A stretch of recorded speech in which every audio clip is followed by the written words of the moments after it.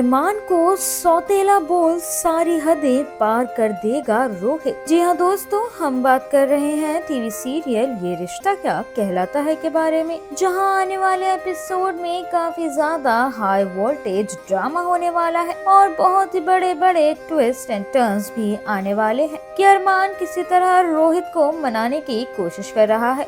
और वो रोहित को बताता है कि कैसे रूही से सगाई करके वो बहुत खुश था और इसी वजह से उसने अपनी खुशी को साइड रखते हुए सिर्फ रोहित की खुशी पर ध्यान दी और उसने किसी को सच भी नहीं बताया और उन दोनों की शादी होने दी। अब ये बात सुनकर रोहित काफी ज्यादा आग बबूला हो जाता है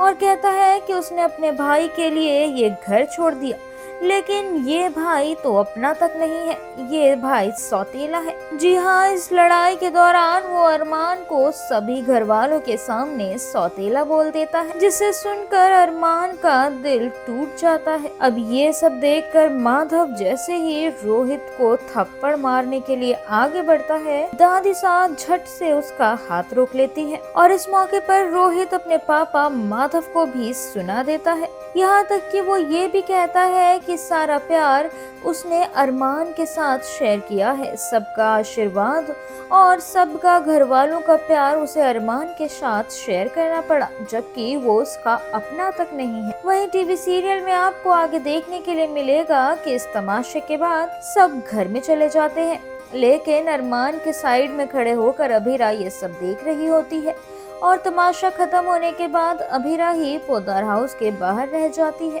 और अब जैसे ही दादी साहब घर के अंदर जाती हैं, तो अभीरा जाके दरवाजा बंद होने से रोक लेती है। तब अभीरा दादी साहब को बोलती है कि वो अपना घर टूटने से बचा ले और वो दोनों भाइयों को एक कर दे, नहीं तो वो बहुत ज्यादा पछताने वाली है। अब इसके बाद आप देखेंगे कि अभीरा अरमान को संभालती नजर आएगी। वहीं दूसरी तरफ आप देखेंगे कि दादी साहब और काजल किसी तरह से रोहित को घर में रोकने के लिए इशारा ढूंढ रहे हैं